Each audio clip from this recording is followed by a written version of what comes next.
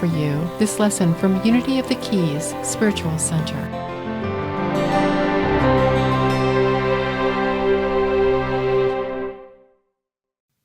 So I share with you that my dad was born in Osawatomie, Kansas in 1919. His life was not an easy one, and yet my father had an easy way about him. Now, you know the kind. The person in the room that children and animals are naturally drawn to. Now, my brother, my parents' only son, passed away when he was only 12 years old, and I was 3. So my dad had great hurdles to overcome. He found himself at odds with the God of his understanding. And yet he chose to move beyond bitterness and his deep, deep loss. He preferred to remain naive in his life. Not in the naive, meaning easily duped, but in the refusal to become cynical. He preferred to retain an innocence and a trusting. My dad possessed a great curiosity about life, and he found joy in simple things. He and I had many conversations about this. And I'd like to think I follow the example of my father in this way. He made his transition in 1994 at the age of 75, retaining his ability to be amazed by life. We are told in the Gospel of Matthew in chapter 18, verses 3 and 4, that Jesus calls a little child to stand among his disciples. And he says to them, "Truly, I tell you, unless you change and become like little children, you will never enter the kingdom of heaven." Now, many have debated the meaning of this, but I think it's clear. Do not allow yourself to become beaten down by life and life's experiences, as real and true and difficult as many of them are. But find a way to remain naive at some level, maintaining some innocence about life and a trusting nature, and finding joy in simple things. Become like little children in this way. Only then can you truly experience the divine spirit, all that is universal love, divine life. One of the greatest gifts we can give ourselves and others is the willingness to replace assumptions with understanding. This third agreement from the 4 agreements by Don Miguel Ruiz, do not make assumptions, invites us to live our lives from curiosity instead of from presumed certainty, to live in openness rather than from the ego, and to love instead of rushing to judgment. Now, this may feel similar to last week's exploration of taking nothing personally, but this third agreement to not make assumptions goes even beyond that. That thing that happened or is occurring is not a reflection of us and does not affect us directly. Yet we make an assumption of the event or the people involved, making a judgment that usually errs on the side of being negative, of criticism, perhaps even damnation. That's not a word you hear me say often. We may choose to be upset, angry, accepting whatever is presented to us as absolute fact. Assumptions are stories we create without sufficient information. And it is our nature. Our brains naturally learn to fill in the blanks. We have these marvelous 5 human senses that gather information about our environment and sends all that data to our brain to interpret. And it can be overwhelming. So anything that can be moved to the "I already learned this" file frees our brain for new data, new information, new stimuli. Human beings naturally seek meaning. It's what we do. We are meaning makers. So when we encounter uncertainty, our minds instinctively fill in the missing pieces.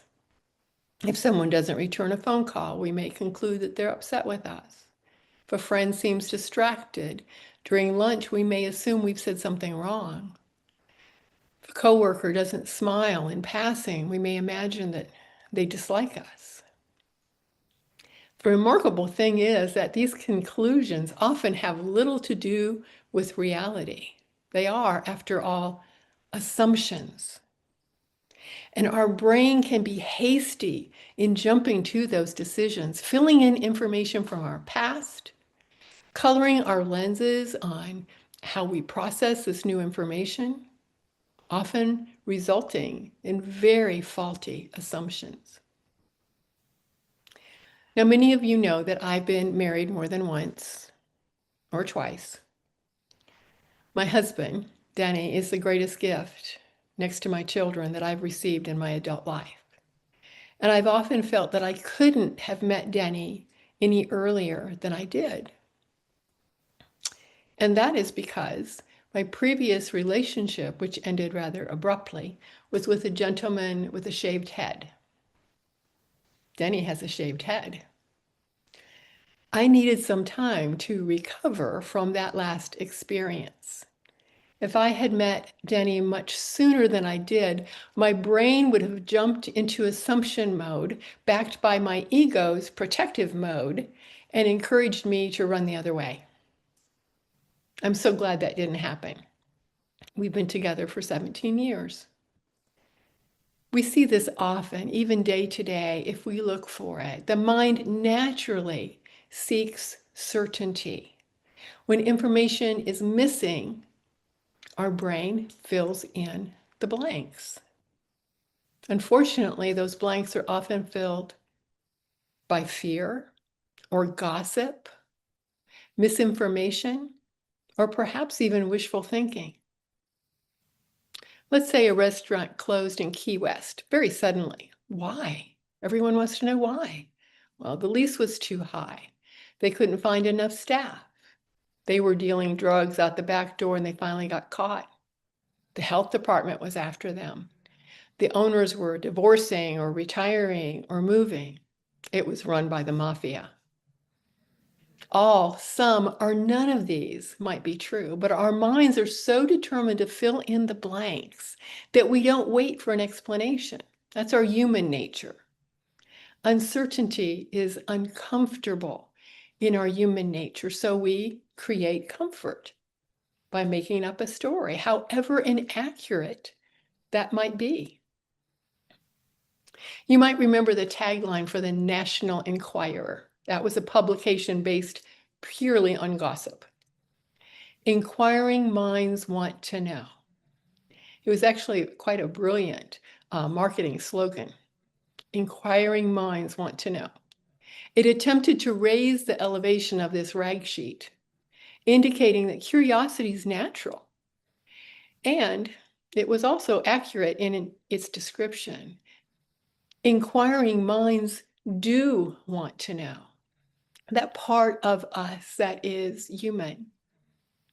But spiritually and emotionally mature minds are not distracted by gossip or hearsay. They're comfortable not knowing all the details. They can rest in that space of not knowing with ease. Now, Jesus repeatedly challenged assumptions. People assumed illness was a result of sin. People assumed social status equated to spiritual worth. People assumed God favored some and rejected others. After all, weren't the Hebrew scriptures telling us that the Hebrews were the chosen ones? So you can see why Jesus was not popular with the authorities, the Hebrew elders or the keepers of the Hebrew law. For he invited a much deeper and broader understanding. He challenged these socially accepted and deeply rooted beliefs. They were assumptions. He consistently encouraged people to see with spiritual eyes rather than merely human perception. Spiritual vision waits patiently. It seeks understanding, not judgment. It recognizes that appearances rarely tell the whole story. And it acknowledges that others are simply doing the best they can with what they know at the time. From a unity perspective, this third agreement harmonizes beautifully with the spiritual truth that there is one divine presence expressing uniquely through every person. That's our second unity principle. When we make assumptions, we stop seeing the divine in one another. We stop giving the benefit of the doubt. We begin reacting to stories we've created instead of responding to what is actually true. The truth being that we are all inherently good. The practice of releasing assumptions allows us to return internally to peace, and it strengthens our relationships in our world when we're in that peaceful state. We experience the loving guidance of spirit more consistently. We're open. We're receptive. One of the reasons we make assumptions arises for our desire for certainty. As humans, maturing, we strengthen our ability to not have to know everything. And that takes time. And a willingness to sit in the question, to be okay with not knowing. Our oldest grandson, who's now 10, really struggled with uncertainty when he was younger. And so when he and his younger sister would stay with Denny and I for part of the summer, I would create a large calendar out of the biggest piece of paper that I could find. And we would plan out our weeks with beach days and movie nights and craft days and days when we were going to go camping and s'mores nights and days at the museum. Then as each day was completed, we'd color in the pictures to match what we'd done that day. The calendar really seemed to lessen his anxiety about the unknown, about what was going to happen day to day with Nana and Grandpa. We started this when our grandson was only 4 years old. I don't really think he needs it now, but he enjoys the calendar for fun and he takes it home with him every year. Our human desire for certainty prefers any answer over admitting, I don't know. Our ego is so uncomfortable with that. I don't know. And if you find that it bothers you, change up the wording. Take the I right out of it. That challenges the ego. You can instead say, they didn't say. That wasn't mentioned. They didn't share that with me. Unity reminds us that beneath these reactions is our true spiritual nature. A calm, centered consciousness connected to divine wisdom. When we are grounded in spirit, we become comfortable with uncertainty. We no longer need immediate explanations because we trust that clarity arrives in the proper time. Unity emphasizes the importance of seeing every other individual as a spiritual being expressing according to their present level of awareness. When we assume motives, we unknowingly deny another person's innate goodness. Unity also teaches that our thoughts are creative. That's unity principle number 3. The ideas we repeatedly entertain influence our emotions and our choices and ultimately our experiences. When assumptions become habitual, we create unnecessary suffering, not because life has become more difficult, but because our interpretations have replaced reality. Our interpretations have taken over from the choice to live in peace. Faith is not pretending to know everything. Faith is remaining peaceful even when we do not. One of the most powerful spiritual practices is asking questions. One of the simplest ways to replace assumptions with genuine curiosity. You can ask, what did you mean by that? Can you help me understand? Is everything okay? I noticed something and wanted to check in with you rather than guess. Tell me more. I love this one because it really opens the door to authentic conversation without challenging the other person, without having them go on the defensive. Tell me more. These questions create space for connection. Every sincere question opens the door for greater understanding. Rather than rushing towards conclusions, we become willing students of life, engaged, connected, curious, and loving. For true listening involves much more than simply hearing someone speak. It means setting aside our internal commentary long enough to truly hear the other person. It also means being more transparent about our own needs, not assuming others know what our needs are, and then feeling resentment when our needs are not met. Spirit-filled communication is patient and compassionate and allows room for silence. It creates a safe space. Unity teaches that divine intelligence is always communicating through intuition, wisdom, and loving awareness. Listening with an open heart reduces assumptions because it welcomes understanding instead of rushing towards conclusions. Now, some assumptions arise because they support our desire to be right. Again, part of our human nature. Once we've formed a conclusion, our minds begin collecting evidence to confirm it. Psychologists call this confirmation bias. Spiritually, simply another way the ego seeks control. And when we release our attachment to being right, we become available for greater understanding, greater wisdom.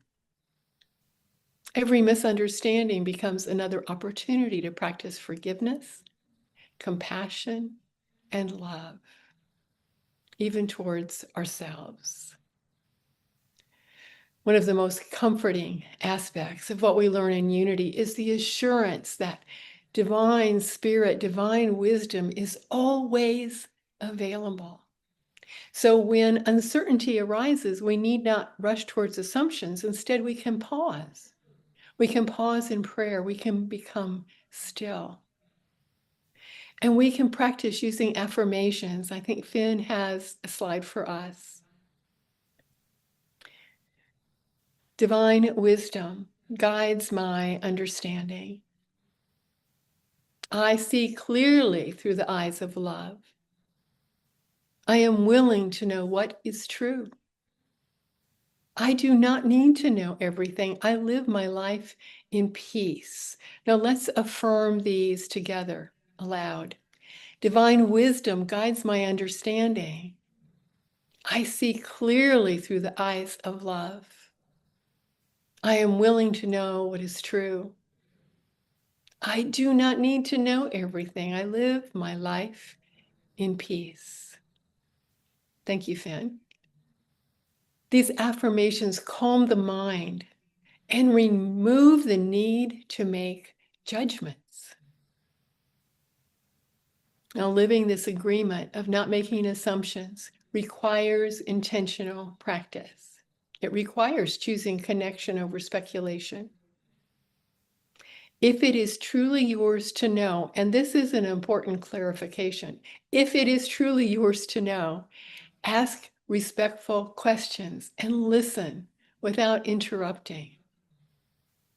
Notice what's going on within you. Notice any emotional reactions before acting upon them.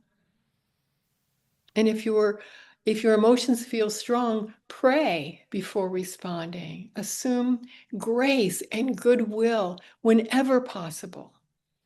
Remember that everyone carries experiences invisible to others. Unity reminds us that our true identity is divine and that no assumptions rooted in fear can define who we truly are or who anyone else is. Imagine how much lighter life becomes when we stop assuming. Imagine relationships built upon honest communication rather than on silent interpretation. Imagine responding to uncertainty with peace instead of anxiety. This is the freedom that the third agreement offers, true freedom. Every day presents opportunities to choose understanding over assumption. Now, sometimes we'll forget. Sometimes old habits will reappear. And when they do, we simply begin again. Grace is always available. The more we practice curiosity, compassion, spiritual listening, the more naturally they become part of our lives. We discover that love rarely assumes. Love asks. Love listens. Love seeks and values connection over all else. Love simply is. And love always leaves room for the possibility that there is more to the story than we presently see or that we will ever need to know. Thank you for the blessing that you each are, grounded in faith and trust and love. And so it is.